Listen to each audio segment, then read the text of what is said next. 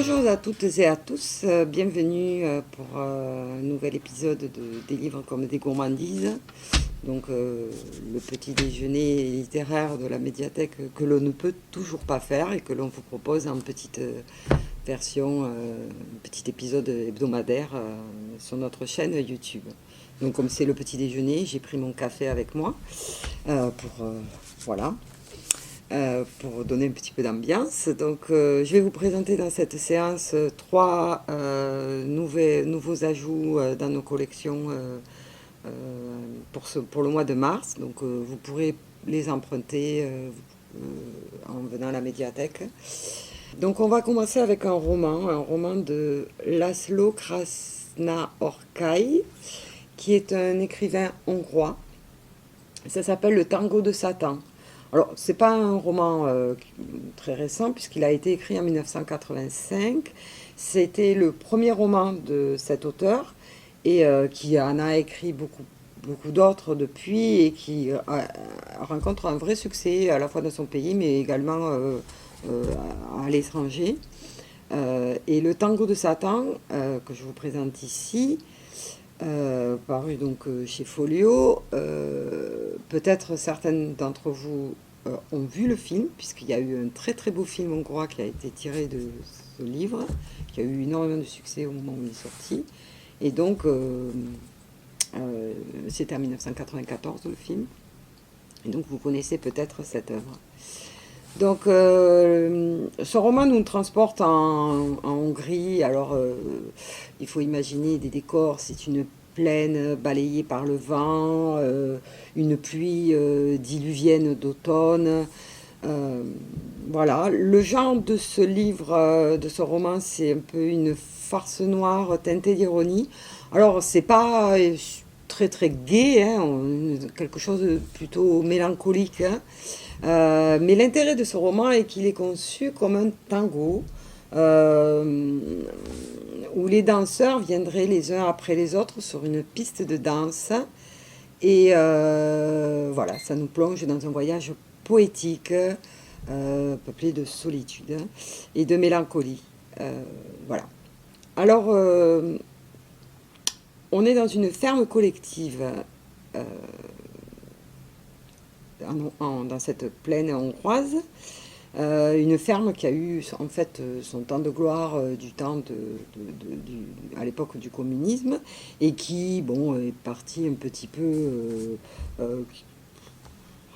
qui a été fermée après la chute du communisme, et voilà, les personnes sont restées là, mais sans trop de projets, sans trop d'avenir, sans trop d'espoir non plus. Ils sont assez pauvres, ils vivent un petit peu dans la misère. Voilà. Donc c'est des personnages qui vivent là, avec un quotidien toujours le même. Bon, voilà, ils gèrent assez mal leur affaire. Voilà. Et à l'époque, il y avait deux personnages qui apportaient un petit peu de relief à cette communauté, deux personnages qui s'appelaient Irimias et Petrina, et qui ont disparu il y a quelques années et qu'on a supposé être morts voilà, depuis longtemps. Donc,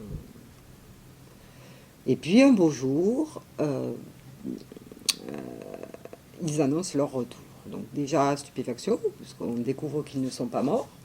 On va attendre leur retour. Alors certains les attendent en Messie, en se disant c'est super, ils vont revenir, ça va aller mieux, ils vont nous remettre un peu sur les rails, tout ira bien dans notre vie à partir de maintenant. Et d'autres les imaginent plutôt en Satan, en se disant que leur retour va mal se passer et n'apportera que du chaos à cette collectivité. Voilà, donc on vit à la fois cette attente avec les personnages, puis bon, le retour, et tout ceci raconté comme un tango. Donc voilà, si vous savez danser, vous savez un peu, vous connaissez le rythme qui peut être donné à ce roman. C'est un roman voilà, qui fait voyager, découvrir la Hongrie et la culture hongroise. Voilà, donc si vous avez envie d'ouvrir votre esprit au voyage et de découvrir cette culture, je vous conseille parce que c'est très très bien écrit. C'est un roman qui avait été salué par la critique au moment où il était sorti. Un autre roman un petit peu aussi qui sort des sentiers battus, c'est un roman américain qui est sorti en 2019. La vie en chantier par Mike Fromm et qui est Pete Fromm, excusez-moi, et qui est édité aux éditions Gallmeister. Donc là, on traverse l'océan, on se retrouve dans le Montana aux États-Unis et on rencontre un couple qui s'appelle Taz pour le monsieur qui est menuisier et Marnie, sa femme. Et ils viennent d'acheter une maison à réparer, à retaper, mais bon, ils pensent avoir du temps parce que ils travaillent et ils n'ont pas forcément le temps de s'occuper de la maison, donc ils prennent leur temps. Sauf que Marnie va tomber enceinte et que donc il va falloir accélérer les travaux puisqu'ils ont besoin quand même que certaines pièces soient prêtes dans cette maison pour accueillir le bébé. Donc on va suivre un petit peu l'évolution de cette maison. Et au moment de l'accouchement, Marnie va décéder. Et Taz va se retrouver seule avec cette maison à retaper sur les bras. Et sa petite fille nouvelle-née, donc, qui s'appelle Midge. Et justement, on va se retrouver avec ce père un peu désemparé, qui va devoir chercher comment faire le deuil de la personne aimée. Comment ne pas se laisser emporter par son chagrin parce qu'il faut qu'il s'occupe de la petite. Et donc, comment suivre cette nouvelle vie qui lui est, qui s'ouvre, enfin, qui se déroule devant lui. Donc, on va suivre à la fois Taz et comment Mitch va grandir à la petite donc, dans ce contexte. C'est un livre écrit tout en finesse, en délicatesse. C'est très un livre, une écriture très sensible, mais ça n'est jamais larmoyant. On ne pleure pas avec les personnages parce que justement, ce personnage comprend que c'est pas le moment de se laisser aller, qu'il faut, il faut avancer. Donc voilà, c'est un récit très intime et très joli. Voilà, que je vous conseille également, que vous pouvez emprunter à la médiathèque. Le dernier livre que je vais vous présenter, bon, un petit peu.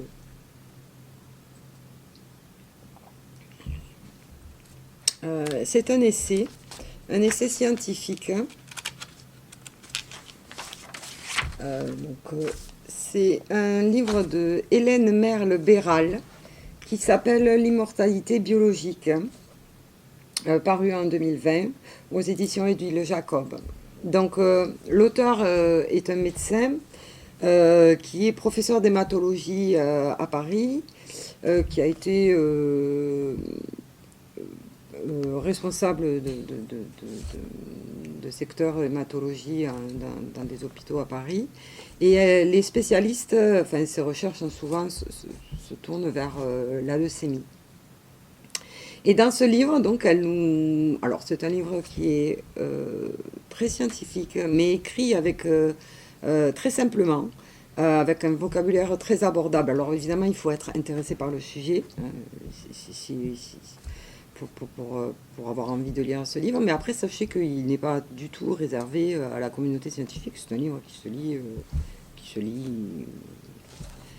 qui peut être lu, voilà, plus largement que par des médecins.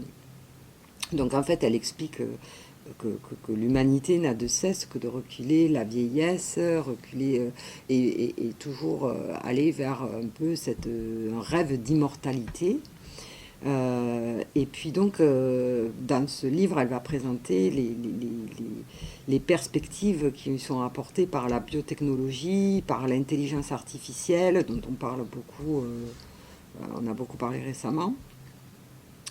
Des technologies qui permettent à l'homme de se modifier lui-même Et donc, voilà, elle fait une présentation